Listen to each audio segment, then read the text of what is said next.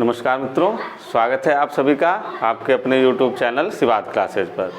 सबसे पहले तो आप सभी को 75वें स्वतंत्रता दिवस की हार्दिक शुभकामनाएं।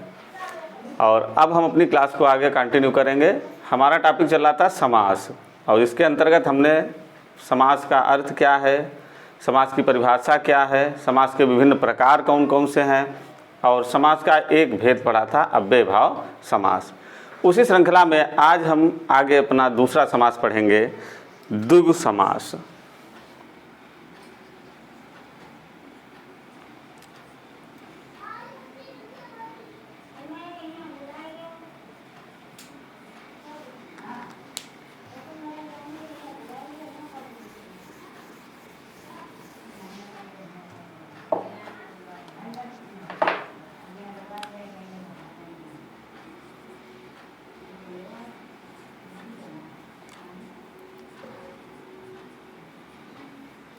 द्विगु समास।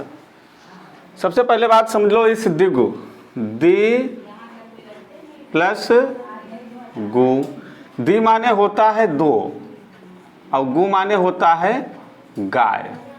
गु माने गाय और द्वि माने दो।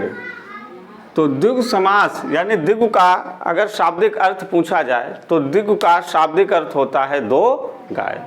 बहुत ही सरल समास है, बहुत अच्छा समास है, बहुत आराम से समझने आएगा आपके। लेकिन कहाँ से प्रश्न आ जाएंगे ये हम लोग नहीं जानते, तो हमें हर बात पता होनी चाहिए कि द्विगु का अर्थ क्या है। तो द्विगु का अर्थ क्या होता है? दो गाय। द्विगु का अर्थ क्या है? दो गाय। दो गाय। अब यहाँ से देखिए, ये पूर्व पद है। कैसा पद है? पूर्व पद। और ये कौन सा पद है? ये उत्तर पद है हमारा, उत्तर पद। ये दो क्या है? एक संख्या है, दो संख्या है, यानी पूर्व पद कैसा होगा? संख्यावाची। पूर्व पद कैसा होगा? संख्यावाची। उत्तर पद कैसा होगा? ये गाय क्या है? संज्ञा। गाय कैसा शब्द है? संज्ञा। तो हम कह सकते हैं कि वह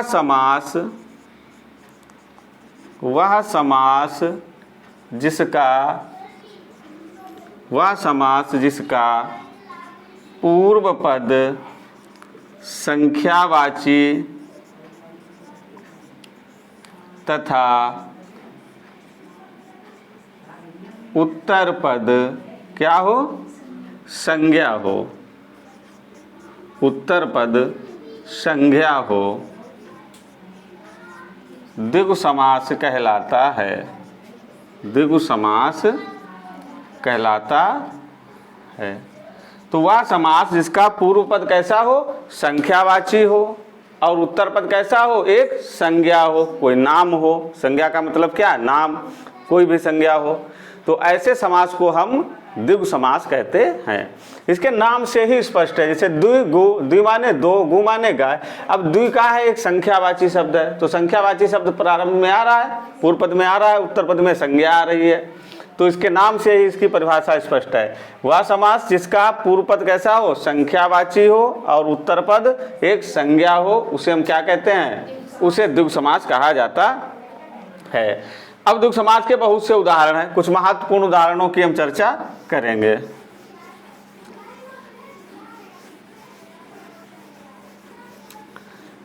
जैसे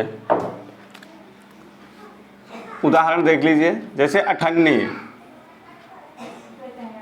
अठन्नी, अगर हम इसका विग्रह करें तो क्या होगा? 8 आनों का समूह। अठन्नी का शाब्दिक अर्थ क्या होगा? 8 आनों का समूह। अठन्नी देखिए, चवन्नी, अठन्नी, दुअन्नी, तो ये क्या है? आने हैं, उनका एक समूह। 8 आनों को मिलाकर के क्या बना? अठन्नी बने। तो 8 आनों का समूह मतलब अठन्नी। बात समझ में आई? अब ये 8 क्या है? संख्यावाची शब्द है। आना क्या शब्द है? एक संज्ञा शब्द है। 8 आने, कितने आने? 8 आने। तो क्या हो गया यहाँ पर? 8 आनों का समूह। इसी प्रकार से जैसे हम कहें सतसई, सतसई, सत माने 7 देखो पहला पद कैसा है, ये पूर्व पद संख्यावाची है, सत माने 7, और सही, सही माने 100, सही माने क्या 100, तो क्या हो गया ये 700 का समूह, 700 का समूह, सत सही हो गया, सत सही मतलब 700 का समूह। जैसे उदाहरण आता है पंचवटी, पंचवटी, तो ये पंच माने 5, संख्यावाची है पहला पद, तो पंच माने 5, वटी माने वट, तो 5 वटों का समूह, 5 वटों का समूह, उसे हम क्या कहते हैं, पंचवटी कहते हैं। 5 वटों का समूह क्या कहलाता है, पंचवटी कहलाता है। जैसे शब्द है चौराहा, चौराहा, चौ माने 4, राहा माने राह, 4 राहों का समूह, 4 राहों का समूह, चौराहा मतलब 4 राहों का समूह। जैसे हम कहें पंजाब, पंजाब, पंजाब का विग्रह होता है 5 आबों का समूह, 5 आबों का समूह, आब माने 5 ओर से नदियों से घिरा हुआ, तो 5 आबों का समूह। जैसे हम कहें त्रिभुज, त्रिभुज 3 भुजाओं का समूह, 3 भुजाओं का समूह, 3 भुजाओं के समूह को हम क्या कहते हैं, त्रिभुज कहते हैं। जैसे हम कहें चतुर्वेद, चतुर्वेद क्या विग्रह हुआ इसका, 4 वेदों का समूह, 4 वेदों का समूह हो गया चतुर्वेद। जैसे है दुपट्टा, दुपट्टा, दु माने 2, पट्टा माने पट, तो 2 पटों का समूह, 2 पटों का समूह। ये कुछ महत्वपूर्ण उदाहरण हैं इसके, आप नोट कर लीजिए इनको। और इसके अतिरिक्त भी कुछ हैं, जैसे आगे देखिए,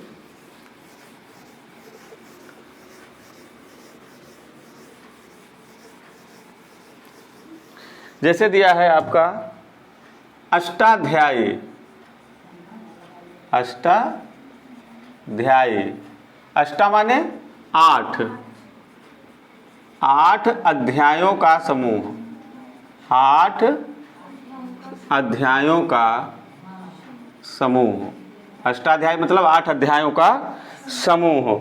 जैसे दिया हो दोपहर,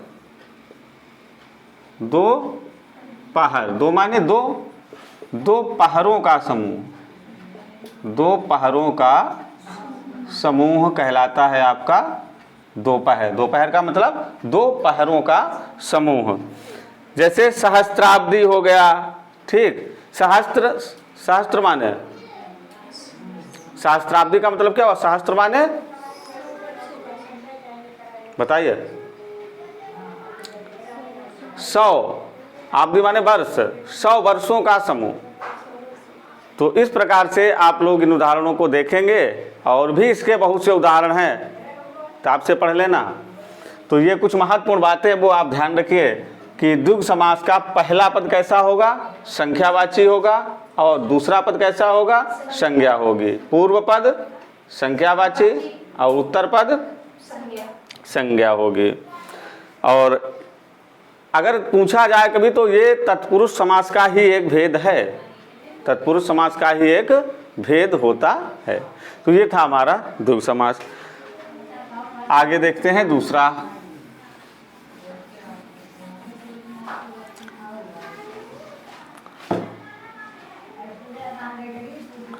द्वंद्व समास।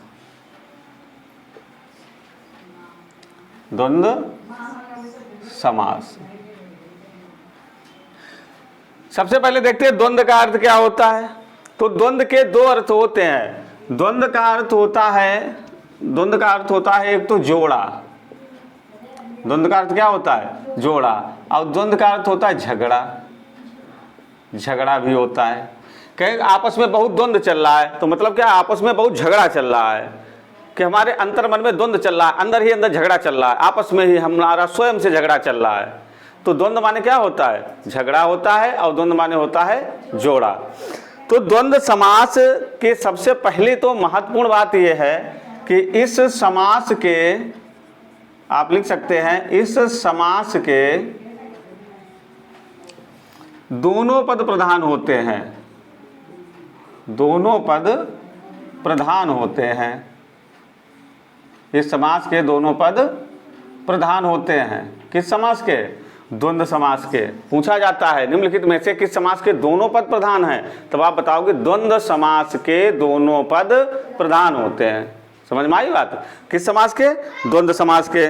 और यह समास जो है प्रधानता के आधार पर हमने 4 प्रकार के पढ़े थे। तो एक पढ़ा था पूर्व पद प्रधान, दूसरा उत्तर पद प्रधान, तीसरा उभय पद प्रधान यानी दोनों पद प्रधान, और चौथा पढ़ा था कोई पद प्रधान नहीं। तो ये उसी समास का एक भेद है, इस समास के दोनों पद कैसे होते हैं, प्रधान होते हैं। अब देखिए महत्वपूर्ण बात, इस टाइप के प्रश्न आए भी बहुत बार हैं, किस समास का कौन सा पद प्रधान होता है। पता चला हमने समास सब पढ़ डाले, सब रट डाले, याद कर डाले, तो याद करने से काम नहीं चलेगा, आपको एक एक बात उसकी पता होनी चाहिए, तब आप परीक्षा में अच्छे अंक लाएंगे। तो इस समास के दोनों पद प्रधान होते हैं, और ये 3 प्रकार का होता है। इस समास के दोनों पद कैसे होते हैं, प्रधान होते हैं। और यह समास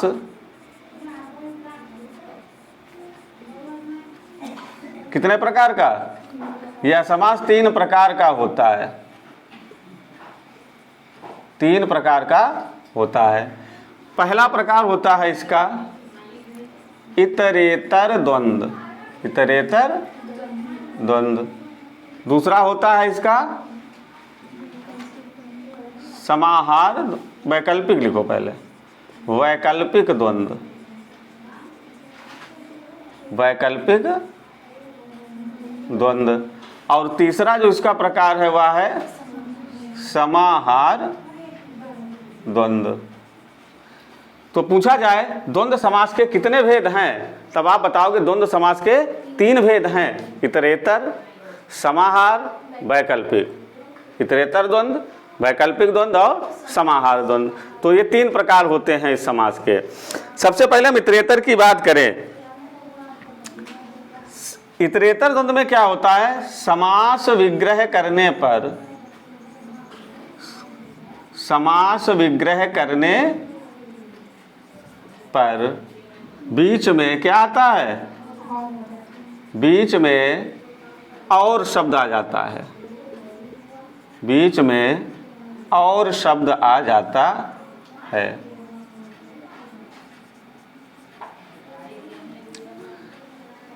जब हम इस समास का विग्रह करेंगे, इतरेतर, इतर इतर अलग अलग, तो 2 अलग अलग शब्दों को करने के लिए बीच में किस शब्द का प्रयोग होता है, और शब्द का प्रयोग होता है।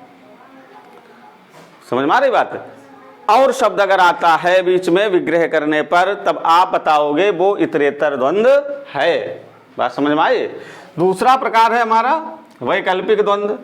समास विग्रह करने पर बीच में, समास विग्रह करने पर बीच में क्या आता है, या अथवा जैसे शब्द आ जाते हैं, जैसे शब्द आते हैं। तो जब आप वैकल्पिक द्वंद्व का विग्रह करेंगे, वैकल्पिक का मतलब क्या है, विकल्प से। और इस समास की एक विशेषता यह है कि जो 2 पद दिए होंगे आपको, दोनों प्रधान होंगे और एक दूसरे के विलोम होंगे। रात दिन, दिन रात, दिन या रात, इसका मतलब यही हुआ कि वह दिन रात काम करता है, या तो दिन में काम करता है या रात में करता है। तो दिन रात, इस प्रकार से जो 2 शब्द होंगे, आप देखना अभी इसकी जब चर्चा उदाहरण हम करेंगे, तो दोनों एक दूसरे के क्या होंगे, विकल्प, विलोम होंगे, दोनों एक दूसरे के विलोम शब्द होंगे। तो जहां पर इस प्रकार से 2 शब्द विलोम दिखाई पड़े, आप समझ जाना ये कौन सा है, वैकल्पिक द्वंद्व है। और समझने की या रटने की जरूरत नहीं है। विकल्प से या तो ये या वो, अथवा ये अथवा वो, ये अथवा वो। समझ में आई बात। तीसरा हमारा कौन सा है? समाहार द्वंद्व। तो समास विग्रह करने पर, समास विग्रह करने पर, समास विग्रह करने पर बीच में क्या आता है? बीच में समास विग्रह करने पर बीच में आदि, इत्यादि, आदि शब्द आएगा, इत्यादि शब्द आ जाएगा। इस प्रकार के शब्द बीच में विग्रह करने पर आते हैं, आदि इत्यादि शब्द आते हैं। जैसे हमने कहा कि दाल रोटी, तो दाल रोटी, उसके साथ अचार होगा, सलाद होगा, मिर्चा होगा, वो सब आदि इत्यादि। और एक शब्द आता वगैरह, आदि इत्यादि वगैरह। तो ये इस प्रकार के अगर शब्द आते हैं तो वह कौन सा समास होगा आपका? वह समाहार द्वंद्व समास होगा। तो द्वंद्व समास, द्वंद्व का अर्थ क्या होता है? जोड़ा, या द्वंद्व का अर्थ होता है झगड़ा। इस समास के कौन सा पद प्रधान होता है? तो इस समास के दोनों पद प्रधान होते हैं। यह समास कितने प्रकार का होता है? तो यह समास 3 प्रकार का होता है। पहला प्रकार है इतरेतर द्वंद्व, विग्रह करने पर और शब्द बीच में आएगा। दूसरा है वैकल्पिक द्वंद्व, विग्रह करने पर या अथवा शब्द आएगा। तीसरा है समाहार द्वंद्व, विग्रह करने पर क्या आएगा? इत्यादि, आदि वगैरह, ये शब्द हमारे आएंगे। अब हम एक एक को पढ़ेंगे। तो सबसे पहले इतरेतर द्वंद्व।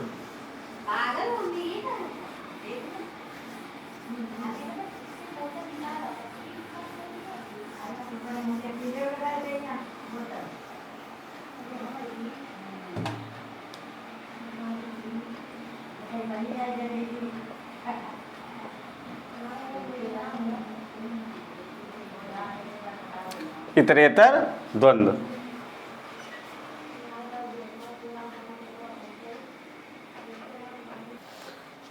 इतरेतर द्वंद्व के उदाहरण देखिए।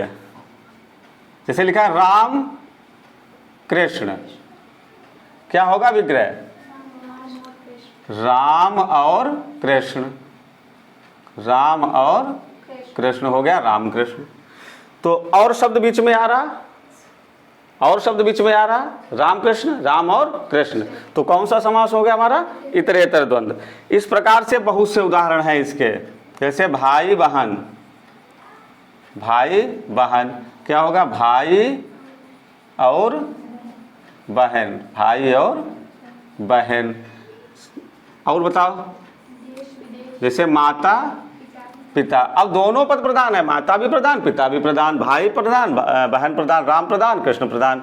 तो माता और पिता, माता और पिता हो गया। और देश विदेश देखो, देश विदेश, देश विदेश क्या हुआ इसका? देश और विदेश, देश और विदेश। तो ये हमारे सब किसके उदाहरण हैं? इतरेतर द्वंद्व के। जैसे सीताराम, सीता राम। और अधिकांशतः ये चिन्ह भी आपको इसमें दिखाई देगा, हाइफन का, सीता और राम, सीता और राम। तो इस प्रकार से इसके बहुत सारे उदाहरण हैं। सीताराम हो गया, श्री कृष्ण अर्जुन हो गया, ठीक है। तो बहुत से उदाहरण हैं, थोड़े से आप यहाँ से लिख लीजिए, बाकी आप किताब से पढ़ेंगे। अच्छा, 2 या 2 से अधिक शब्द भी हो सकते हैं। समाज की जब मैंने परिभाषा लिखाई थी तो बताया था 2 या 2 से अधिक पदों, 2 या 2 से अधिक पदों का। देखो, शब्द और पद में भी अंतर होता है। जब शब्दों का प्रयोग वाक्य में होने लगता है तो वो पद हो जाता है। फिर अब हमें अभी तक तो दो ही पद मिलेंगे, ज्यादातर सभी समासों में हमें क्या मिलेंगे? 2 पद मिलेंगे। इस समास में हमें 3 पद भी मिलते हैं। जैसे तन, मन, धन। तो इसका विग्रह क्या हुआ? तन और मन और धन, तन और मन और धन।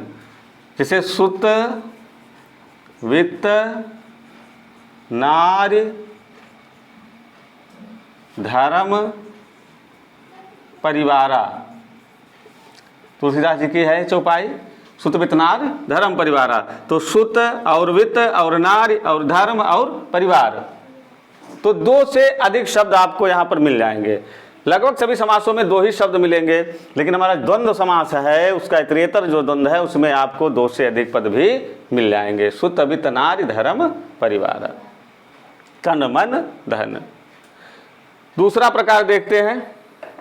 अच्छा, एक बात इसमें और समझ लीजिए महत्वपूर्ण।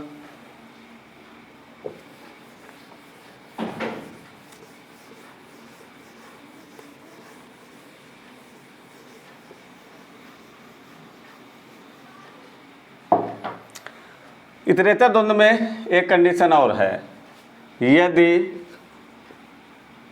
दोनों पद संख्यावाची हैं, यदि दोनों पद संख्यावाची हैं तो इतरेतर द्वंद्व होगा। क्या होगा? इतरेतर द्वंद्व समास होगा। और अगर पूर्व पद संख्यावाची है तब कौन सा होगा? तो द्विगु समास होगा। अभी बताया था हमने, अगर पूर्व पद संख्यावाची है तो द्विगु समास होगा, लेकिन अगर किसी समास के दोनों पद संख्यावाची हैं तो क्या होगा? इतरेतर द्वंद्व हो जाएगा फिर तुरंत। जैसे 25, 25 का क्या हुआ? 25 का अगर हम विग्रह करें, 25 कैसे हुआ? 20 और 5, 20 और 5, 20 और 5। जैसे हमने कहा 15, 15 तो कैसे हुआ? 10 और 5। जैसे हमने कहा 18, 18 तो क्या हुआ? 10 और 8, 10 और 8। तो इस प्रकार से दोनों पद कैसे हैं? संख्यावाची है, तो यहाँ पर समास कौन सा होगा हमारा? इतरेतर द्वंद्व होगा। लेकिन इसके कुछ अपवाद भी हैं, इस समास के कुछ अपवाद भी आपको ध्यान रखना है। और वो अपवाद क्या है? अपवाद क्या है? 1 से 10 तक, कहाँ से? 1 से 10 तक कोई समास नहीं होगा। 1 से 10 तक कोई समास नहीं होगा। संख्या 1 से 10 तक, जैसे कहे 1, 2, 3, 5, 10, कोई समास नहीं होगा। पहला अपवाद।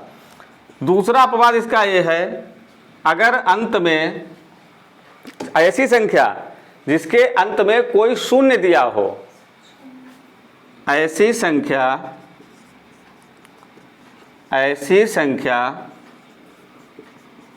जिसके अंत में क्या हो? शून्य दिया हो, कोई समास नहीं होगा, कोई समास नहीं होगा। जैसे 10, 20, 30 डैश अनंत तक कुछ भी लिखा हो, अगर 0 है तो वहाँ पर कोई भी समास नहीं होगा। और तीसरा, अगर अंत में 9 दिया है तो भी कोई समास नहीं होगा। तो ये 3 आपको अपवाद याद रखने हैं। 1 से 10 तक कोई समास नहीं, जिसके अंत में 0 है कोई समास नहीं, और जिस संख्या के अंत में 9 है तो कोई समास नहीं होगा। बाकी सभी संख्याओं में कौन सा समास होगा? इतरेतर द्वंद्व होगा। तो ये था हमारा इतरेतर द्वंद्व।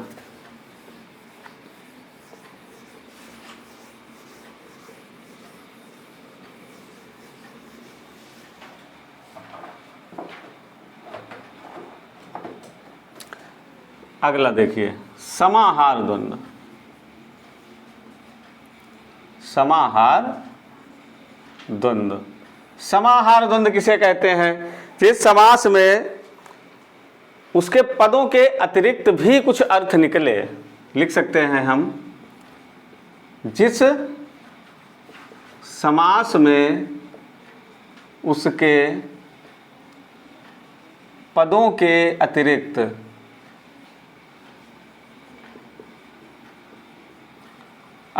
भी कुछ अर्थ निकले,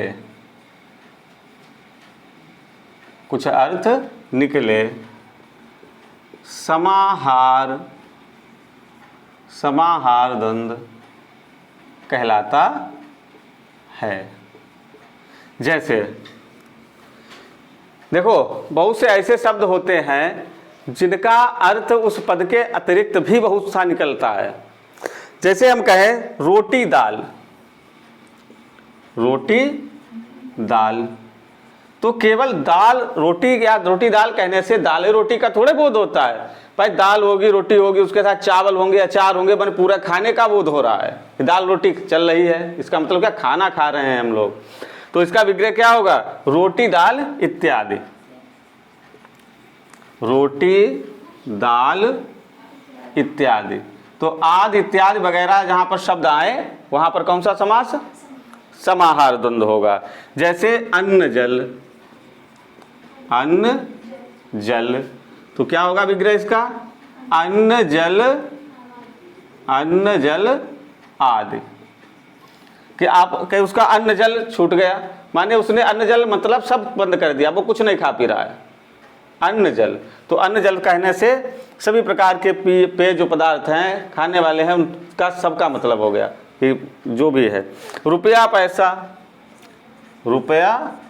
पैसा ये पूछा गया प्रश्न है किसी परीक्षा में, याद नहीं हमें, रुपया पैसा, तो क्या होगा इसका, रुपया पैसा आदि। रुपया पैसा आदि मतलब ये सभी प्रकार की प्रॉपर्टी को बताता है जो कुछ है आपके पास, सोना चांदी। जैसे गाय भैंस,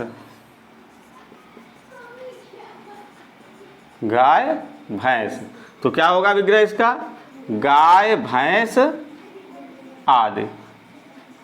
तो आदि इत्यादि, नाक कान आदि, ठीक है। तो इस प्रकार के जो शब्द आएंगे वो कौन से होंगे, समाहार द्वंद्व। कौन सा समास होगा यहाँ पर, समाहार द्वंद्व होगा। कभी कभी एक सार्थक शब्द और एक निरर्थक शब्द आता है, जैसे इनका तो हो गया रोटी दाल आदि। और कभी कभी क्या होगा, एक सार्थक शब्द आएगा, सार्थक मतलब जिसका कुछ अर्थ हो, निरर्थक का मतलब जिसका कोई अर्थ ना हो। तो वहां पर भी कौन सा समास होता है हमारा, द्वंद्व समास होता है। यानी एक सार्थक शब्द और एक निरर्थक शब्द आने पर भी समास कौन सा होगा, द्वंद्व होगा। कौन सा द्वंद्व, समाहार द्वंद्व। जैसे चाय बाय,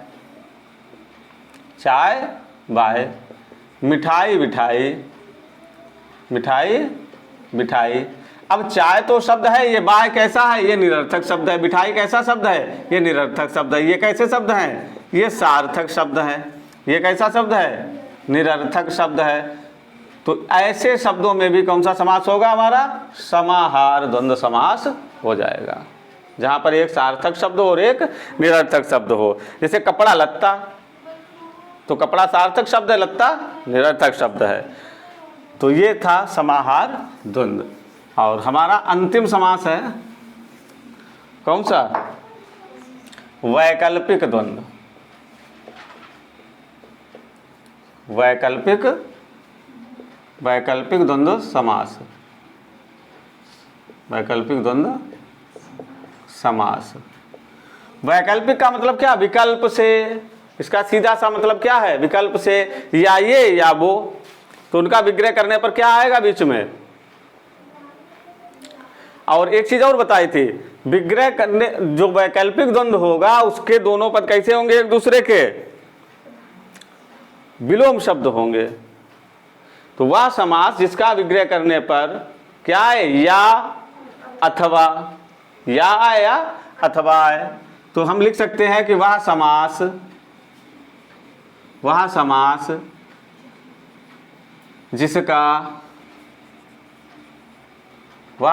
जिसका विग्रह करने पर या अथवा आदि शब्द आए, तो वहां पर कौन सा होगा, वहां पर वैकल्पिक द्वंद्व होगा। ठीक है। जैसे हम कहें दिन रात, दिन रात, दिन का विलोम रात है कि नहीं है? तो इस प्रकार का जो शब्द आएगा वो कौन सा होगा?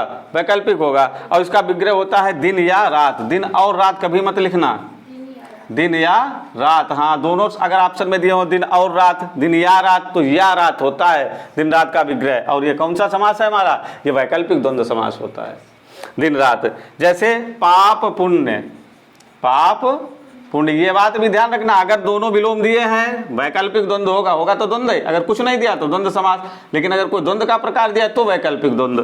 तो पाप पुण्य, पाप या पुण्य, पाप पुण्य का क्या हुआ विग्रह? पाप या पुण्य हो गया। थोड़ा बहुत, कि हाँ थोड़ा बहुत जानते हैं, तो थोड़ा बहुत क्या मतलब हुआ इसका? थोड़ा या बहुत, थोड़ा या बहुत, ठीक है। इस प्रकार से हम लोग आम चलन भाषा में कहते हैं कि 10-12, 10-12 आदमी थे, 10-12, 10 थे या 12 थे? भाई सीधी सी बात है, कहते हैं 10-12 आदमी आए थे, तो 10 आए थे या 12 आए थे? तो विग्रह क्या हुआ? 10 या 12। तो थोड़ा का बहुत, और ये एक दो अपवाद भी ऐसे आ जाते हैं संख्या वाले, ठीक है। तो यहाँ पर कौन सा समास होगा हमारा? वैकल्पिक द्वंद्व समास होगा। तो आज हमने क्या पढ़ा? द्विगु समास पढ़ा और द्वंद्व समास पढ़ा। इसके आगे के समास की चर्चा हम अपने अगले वीडियो में करेंगे। बाकी के जो हमारे शेष 3 समास बचे हुए हैं। यदि आपको वीडियो अच्छा लगे तो हमारे चैनल को सब्सक्राइब कीजिए, लाइक कीजिए और दोस्तों के साथ शेयर कीजिए। धन्यवाद।